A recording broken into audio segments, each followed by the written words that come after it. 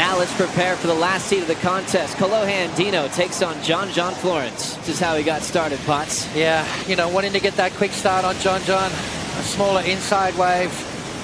You know, it's you've got to kind of just get out there and do exactly what he said. Just send it. 4 points. I don't think that's going to be enough by the end of the day, Joe. I think he's going to need some excellent scores to win this heat against John. But I like the opening maneuvers from Kolohe. Straight out of the gates firing, wasting no time whatsoever. And there's that rail game that he's been talking about, that he's working on. Looks like he's riding a little bit of a longer board as well. And that turn to finish off, I mean, wow. That was a great finishing move there from Kolohe. Super committed, nice and clean. But you can tell that just motivated Kolohe because he wants to get him back now. Florence rolling in, looking comfortable off the bottom. Classic John wrap. Deep carve in transition. Right off the lip line. Jams that end section, air drops and controls it. Great answer back for John with 32 minutes to go. It's not a wave that you go on when you have priority. I tend to disagree. If the wave looks good, go for it, regardless of your status in the lineup. John, first turn. Beautiful. Second turn. We're starting to see that flashes of John's amazing talent out here. He comes through the inside again and finishes strong there, a little bit off balance, but amazing to get that board back under his feet. Gets himself right back in the mix, but this is those turns that we love watching from John. Gets his body in just that unique position. Opens those shoulders and then just has that extra little bit at the end of each maneuver. Mixing it up with a couple of nice vertical snaps and then a foam climb here at the end, just a nice lip line float. Creating that little bit of drama there at the end of that wave. And John fires one straight back. Kolohe likes to look at this wave. Hard off the bottom. Nice trim and cut back into the pocket. Sees the lip line coming down, attacks it. Out in front. Nice little power gouge in transition. He'll wind up for the layback to finish. Really cool variety on his turn selection down the line. Told us he wasn't going to hold back. When you see a fun wave, why sit there and hold priority? He wants to go down swinging. He wants to put up a fight. I got through that one. She's such a hard competitor for me to beat. And then, you know, Carissa was not much easier. So I don't know. I just tried to focus on it heat by heat. But yeah, I do feel like from the quarters on, I got some extra momentum and fire and sort of just figured it out there. And late drop straight into that first maneuver. A difficult thing to do.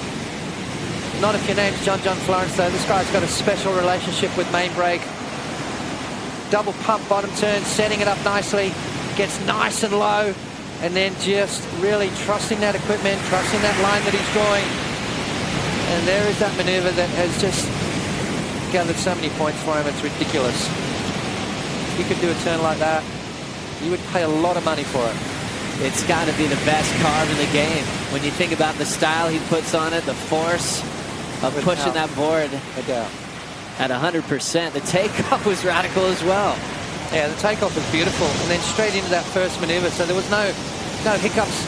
Kept the rail nice and clean through that one as well. I mean, that was just, you almost gained speed. You know, a lot of the time you go into a maneuver like that, you kind of lose speed halfway through it. The pier was kind of a wild place back then.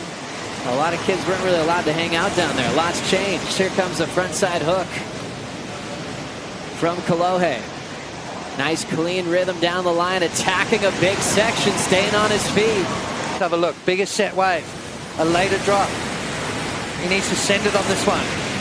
Nice little opening turn, gets covered up again, so creating a little bit of drama with that maneuver. Snap to float to finish.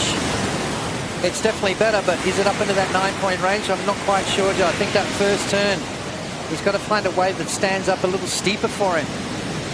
And then that 2-for-1 combo, cut that turn short to finish that beautiful finishing turn off. Definitely better, definitely going to improve his situation, but a 9.5 is what's required. Super late drop, nice, straight into that first maneuver. Cuts back all the way into the whitewater and gets covered up, which is going to create that little bit of excitement. Sort of a mid-face snap turn there, and just to make sure he keeps his speed to finish that off. I'd like to see maybe going into a reverse on that last maneuver, maybe throwing something different. think he's going to need something different to really combo that those maneuvers up to get those 9-point rides. I feel like John could go to parts of the wave with power that a lot of people can't go to with that real high line approach. A bomb out the back for Andino. Nice easy pace wrap, pushing out in front. Clean carve again, looking for a big finish. Sets the lip line up off the top and stays on his feet. Nice controlled surfing from Kolohe. They're just struggling to do an average turn. Andino, beautiful flowing maneuver there. Get himself back up and over that little ledge. And again, just another sort of transition move. What's he got for us here at the end? A nice finish as well. So he's looking strong. A couple of big scores on the board, but I think it's just lacking that little bit of flair that we need to see to go up into that excellent range. 7.93 on that last ride for Kolohe.